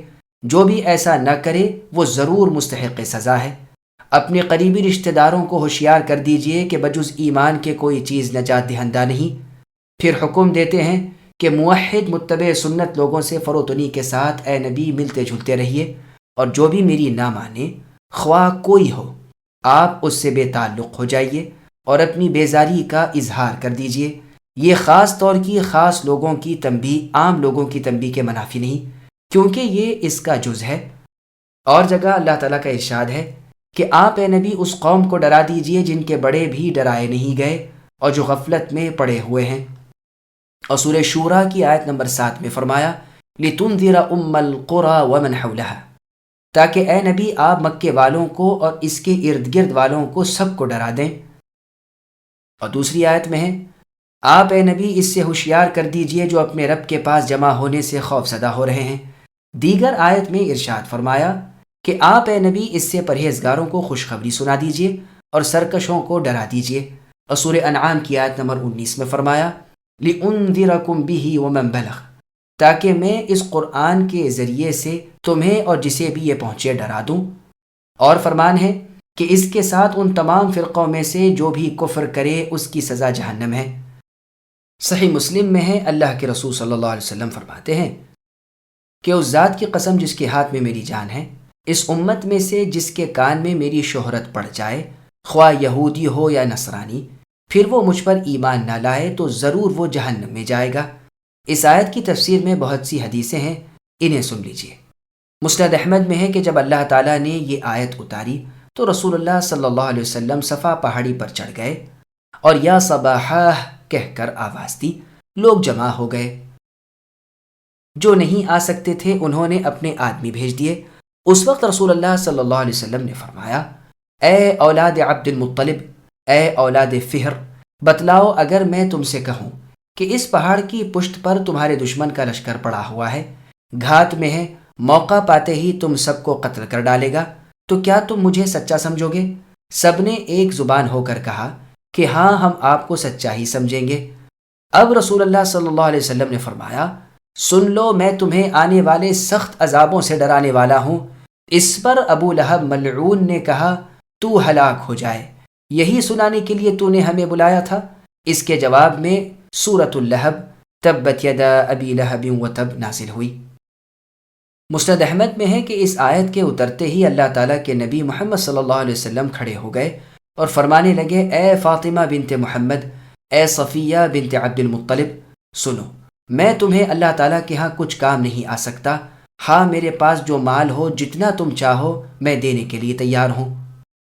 صحیح مسلم میں ہے، ابو ہریرہ رضی اللہ عنہ فرماتے ہیں کہ اس آیت کے اترتے ہی رسول اللہ نے قریشیوں کو بلایا اور انہیں ایک ایک کر کے اور عام طور پر خطاب کر کے فرمایا کہ اے قریشیوں، اپنی جانیں جہنم سے بچا لو، اے کعب کے خاندان والو، اپنی جانیں آگ سے بچا لو، اے ہاشم کی اولاد کے لوگوں، اپنے تئیں اللہ کے عذابوں سے چھڑا لو، اے عبد المطلب کے لڑکوں، اللہ کے عذابوں سے بچنے کی کوشش کرو، اے فاطمہ میری بیٹی، اپنی جان کو دوزخ سے بچا لے، میں اللہ کے ہاں کی کسی چیز کا مالک نہیں، بے شک تمہاری قرابت داری ہے جس کے دنیاوی حقوق میں ہر طرح ادا کرنے کو تیار ہوں۔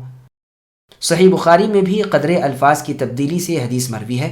اس میں یہ بھی ہے کہ آپ نے اپنی پھوپھی صفیہ بنت عبد المطلب رضی اللہ عنہ اور اپنی صاحبزادی فاطمہ رضی اللہ عنہ سے یہ بھی فرمایا کہ میرے مال میں سے جو چاہو طلب کر لو۔ مسند ابی اعلیٰ میں ہے کہ رسول اللہ نے فرمایا، اے قصی کی، اے ہاشم کی، اے عبد مناف کی اولاد، یاد رکھو میں ڈرانے والا ہوں اور موت بدل دینے والی ہے، اس کا چھاپا پڑنے والا ہے اور قیامت وعدہ گاہ ہے۔ مسند احمد میں ہے کہ رسول اللہ پر یہ آیت اتری تو آپ ایک پہاڑی پر چڑھ گئے جس کی چوٹی پر پتھر تھے۔ وہاں پہنچ کر رسول اللہ نے فرمایا، اے بنی عبد مناف، میں تو صرف ہوشیار کر دینے والا ہوں، میری اور تمہاری مثال ایسی ہے جیسے کسی شخص نے دشمن کو دیکھا اور دوڑ کر اپنے والوں کو ہوشیار کرنے کے لیے آیا تاکہ وہ بچاؤ کر لیں، دور سے ہی اس نے غل مچانا شروع کر دیا کہ پہلے ہی خبردار ہو جائیں۔ مسند احمد میں علی رضی اللہ عنہ سے مروی ہے، رسول اللہ نے بنو عبد المطلب کو جمع کیا، یہ ایک جماعت کی جماعت تھی اور بڑے کھاؤ تھے، ایک ایک شخص ایک ایک بکری کا بچہ کھا جاتا تھا، ایک بڑا بندنا دودھ کا پی جاتا تھا۔ رسول اللہ نے ان سب کے کھانے کے لیے صرف 3 پاؤ کے قریب کھانا پکوایا، لیکن اللہ تعالیٰ نے اسی میں اتنی برکت دی کہ سب پیٹ بھر کر کھا چکے اور خوب آسودہ ہو کر پی چکے، لیکن نہ تو کھانے میں کمی نظر آتی تھی نہ پینے کی چیز گھٹی ہوئی معلوم ہوتی تھی۔ پھر رسول اللہ صلی اللہ علیہ وسلم نے فرمایا، اے اولاد عبد المطلب، میں تمہاری طرف خصوصاً اور تمام لوگوں کی طرف عامةً نبی بنا کر بھیجا گیا ہوں۔ اس وقت تم ایک معجزہ بھی میرا دیکھ چکے ہو، یعنی کھانے میں اس طرح کی برکت ہو جانا۔ اب تم میں سے کون تیار ہے کہ مجھ سے بیعت کرے؟ وہ میرا بھائی اور میرا ساتھی ہوگا۔ لیکن ایک شخص بھی مجمع سے کھڑا نہ ہوا سوائے میرے، اور میں اس وقت عمر کے لحاظ سے ان سب سے چھوٹا تھا۔ رسول اللہ نے فرمایا، تم بیٹھ جاؤ۔ 3 مرتبہ رسول اللہ نے یہی فرمایا اور تینوں مرتبہ بجز میرے اور کوئی کھڑا نہ ہوا۔ تیسری مرتبہ رسول اللہ صلی اللہ علیہ وسلم نے میری بیعت لی۔ ان روایتوں میں جو رسول اللہ کا فرمان ہے کہ کون میرا قرض اپنے ذمہ لیتا ہے اور میرے اہل کی میرے بعد حفاظت اپنے ذمہ لیتا ہے، اس سے مطلب آپ کا یہ تھا کہ میں جب اس تبلیغ دین کو پھیلاؤں گا اور لوگوں کو اللہ کی توحید کی طرف بلاؤں گا تو سب کے سب میرے دشمن ہو جائیں گے اور مجھے قتل کریں گے۔ یہی کھٹکا رسول اللہ کو لگا رہا، یہاں تک کہ اللہ تعالیٰ نے سورہ مائدہ کی آیت نمبر 66 واللہ یعصمک من الناس اتاری، یعنی اللہ تعالیٰ آپ کو لوگوں کی ایذا رسانی سے اے نبی بچا لیں گے۔ اس وقت آپ بے خطر ہو گئے۔ اس سے پہلے آپ اپنی پہرا چوکی بھی بٹھاتے تھے، لیکن اس آیت کے اترنے کے بعد وہ بھی ہٹا دی۔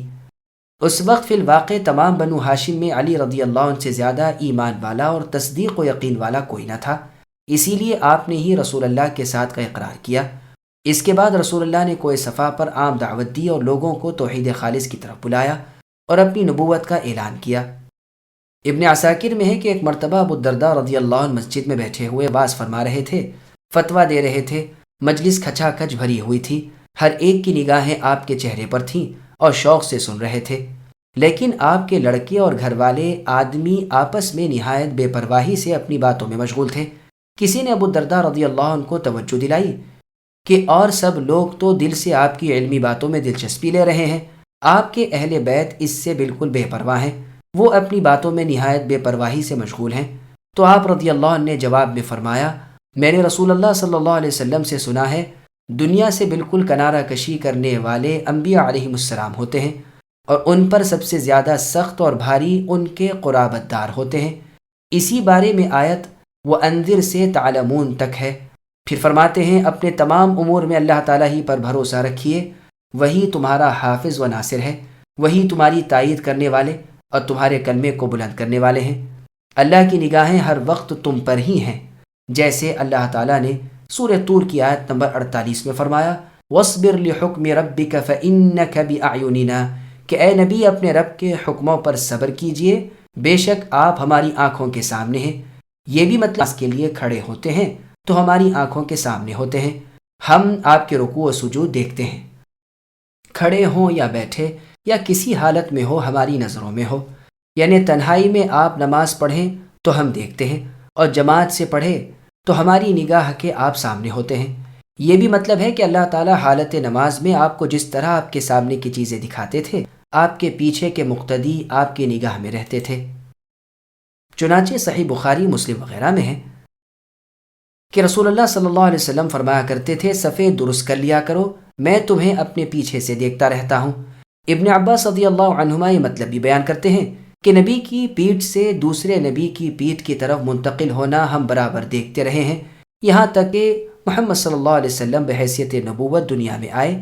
وہ اللہ تعالیٰ اپنے بندوں کی باتیں خوب سنتے ہیں، ان کی حرکات و سکنات کو خوب جانتے ہیں، جیسے اللہ تعالیٰ نے سورہ یونس کی آیت نمبر 61 میں فرمایا وَمَا تَكُونُوا فِي شَأْنٍ، یعنی اے نبی آپ جس حالت میں ہیں، آپ جو قرآن پڑھیں، آپ جو عمل کریں، اس پر ہم شاہد ہیں۔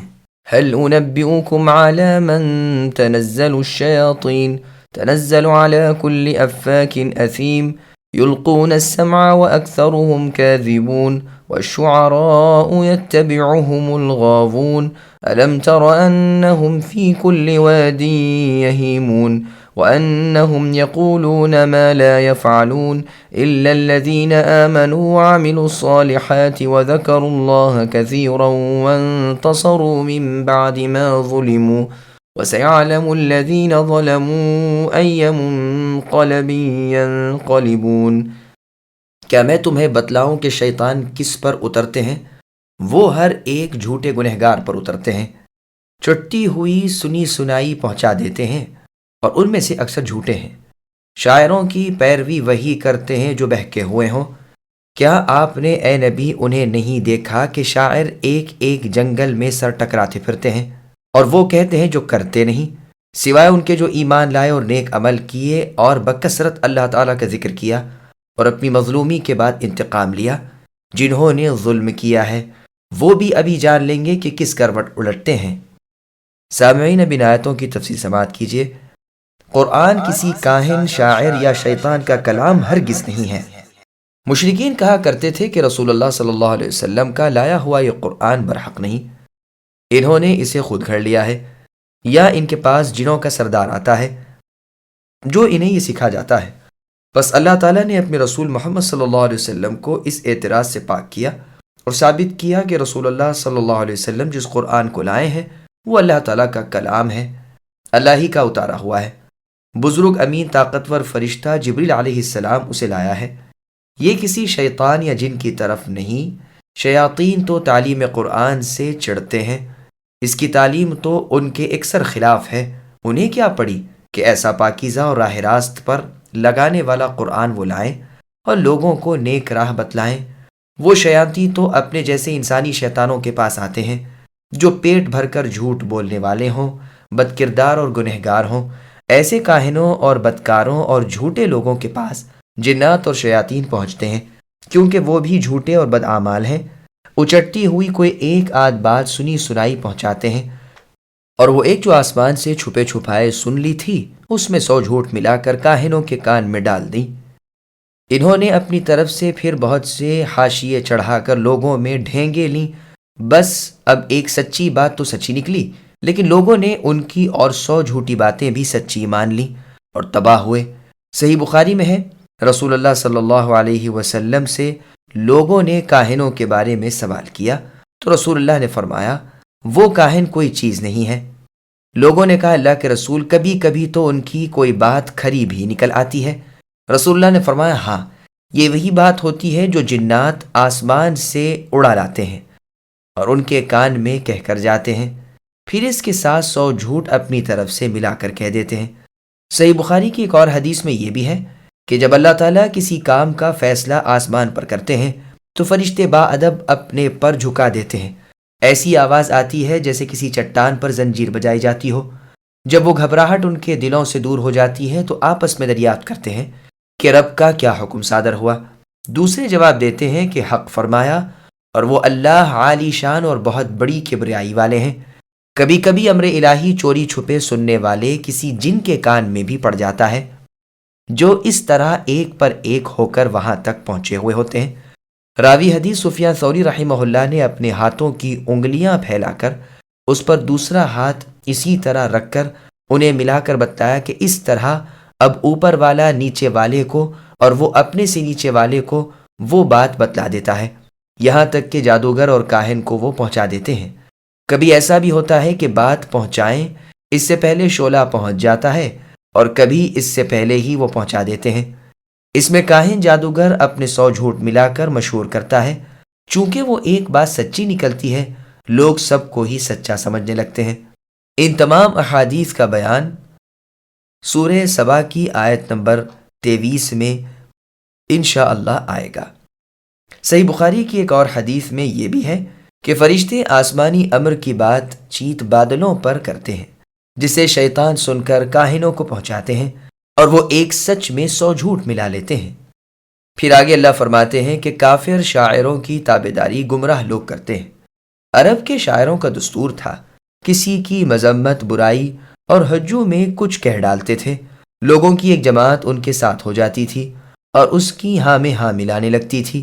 رسول اللہ صحابہ کرام رضی اللہ عنہم کی ایک جماعت کے ساتھ عرج میں جا رہے تھے، جو ایک شاعر شعر خوانی کرتا ہوا ملا۔ رسول اللہ نے فرمایا اس شیطان کو پکڑ لو، یا فرمایا روک لو، تم میں سے کوئی شخص خون اور پیپ سے اپنا پیٹ بھر لے، یہ اس سے بہتر ہے کہ وہ شعروں سے اپنا پیٹ بھر لے۔ یہ روایت مسند احمد نیز صحیح مسلم کی ہے۔ انہی جنگل کی ٹھوکریں کھاتے کس نے نہیں دیکھا، یعنی ان شاعروں کو ہر لغو میں یہ گھس جاتے ہیں، ہے کلام کے ہر فن میں بولتے ہیں، کبھی کسی کی تعریف میں زمین و آسمان کے قلابے ملاتے ہیں، کبھی کسی کی مذمت اور برائی بیان کرنے میں آسمان زمین سر پر اٹھاتے ہیں۔ جھوٹی تعریفیں، خوش آمدانہ باتیں، جھوٹی برائیاں، گھڑی ہوئی بدیاں ان کے حصے میں آئی ہیں۔ زبان کے بھانڈے ہوتے ہیں لیکن کام کے کاہل۔ ایک انصاری اور ایک دوسری قوم کے شخص نے مقابلتاً ہجوم کی، جس میں دونوں کی قوم کے بڑے بڑے لوگ بھی ان کے ساتھی ہو گئے۔ بس اس آیت میں یہی ہے کہ ان کا ساتھ دینے والے گمراہ لوگ وہ باتیں بکا کرتے ہیں جو کبھی کسی نے نہ کیا ہو۔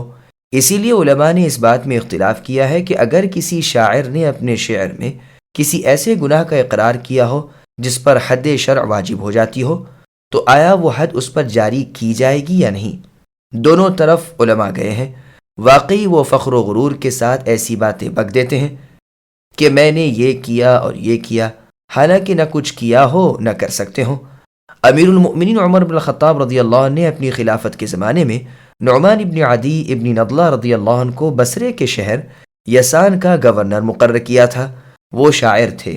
ایک مرتبہ اپنے شعروں میں کہا کہ کیا حسینوں کو یہ اطلاع نہیں ہوئی کہ ان کا محبوب یسان میں ہے، جہاں ہر وقت شیشے کے گلاسوں سے دور شراب چل رہا ہے اور گاؤں کی بھولی لڑکیوں کے گانے اور ان کے رقص و سرور مہیا ہیں۔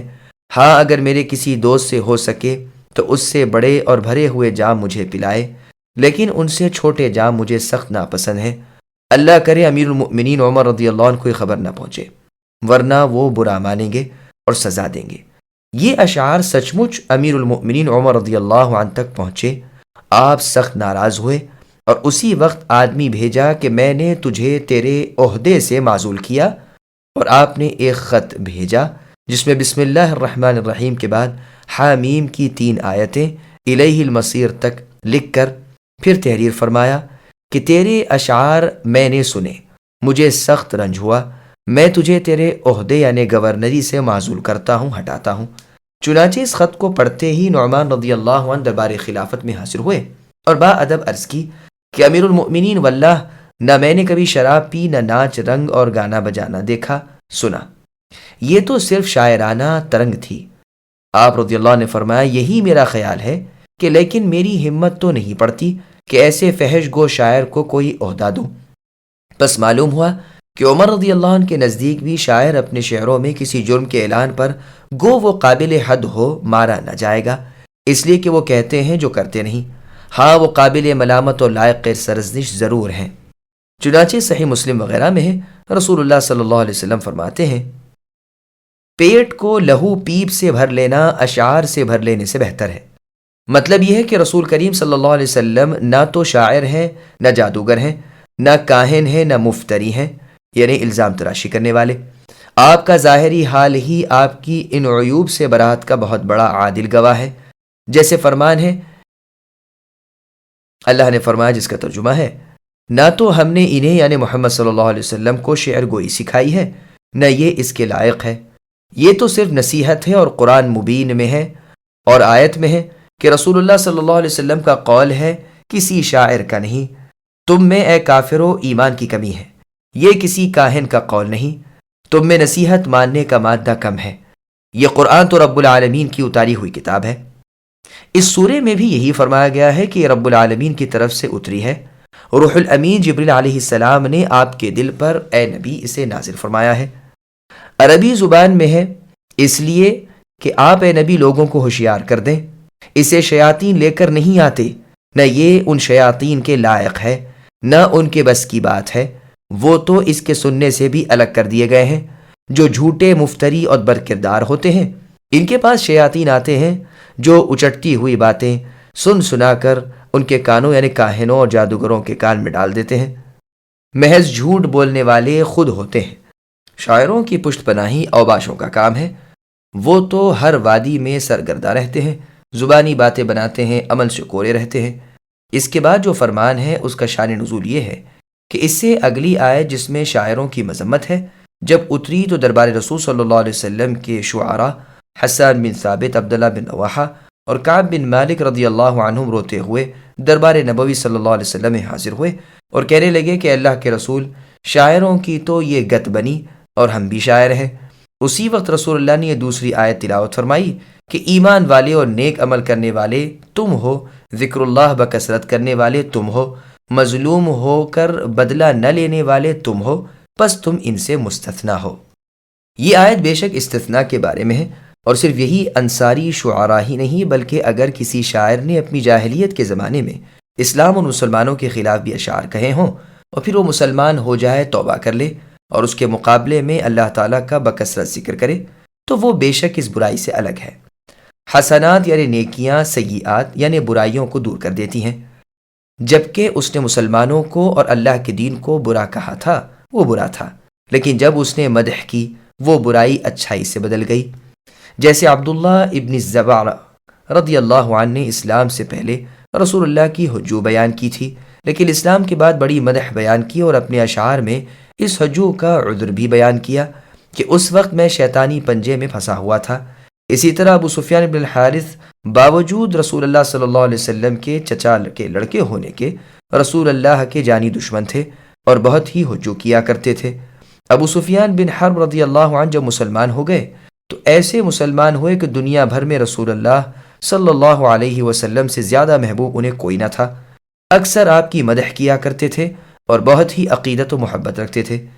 صحیح مسلم میں ابن عباس رضی اللہ عنہما سے مروی ہے کہ ابو سفیان صخر ابن حرب جب مسلمان ہوئے تو رسول اللہ سے کہا مجھے 3 چیزیں عطا فرمائیے، ایک تو یہ کہ میرے لڑکے معاویہ رضی اللہ عنہ کو اپنا کاتب بنا لیجئے کہ وہ آپ کے لیے قرآن مجید اللہ کی وحی کو لکھا کرے، دوسرے مجھے کافروں سے جہاد کے لیے بھیجیے اور میرے ساتھ کوئی لشکر کر دیجئے تاکہ جس طرف کفر میں مسلمانوں سے لڑا کرتا تھا اسلام میں کافروں کی خبر لوں۔ رسول اللہ نے دونوں باتیں قبول فرما لی، ایک تیسری درخواست بھی قبول کی گئی۔ بس ایسے لوگ اس آیت کے حکم سے اس دوسری آیت سے الگ کر لیے گئے۔